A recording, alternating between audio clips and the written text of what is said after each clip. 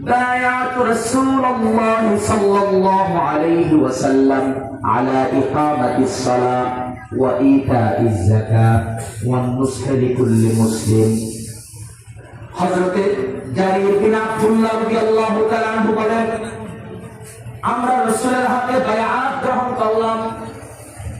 রাসূলের হাতে হাত রেখে বায়াত গ্রহণ করার সময় আমরা বললাম, ইয়া রাসূলুল্লাহ, আমরা এই মর্মে আপনার হাতে বায়াত নিচ্ছি, আমরা নিজেরা নামাজ পড়ব, পরিবারকে নামাজি বানাবো, সমাজকে নামাজি বানাবো, রাষ্ট্রকে নামাজি বানাবো, সঙ্গে সঙ্গে যাকাতের বিধান প্রতিষ্ঠা করব।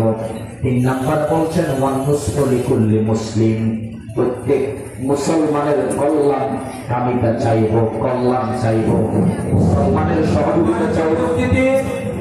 আমাদের মাঝে উপস্থিত হয়েছে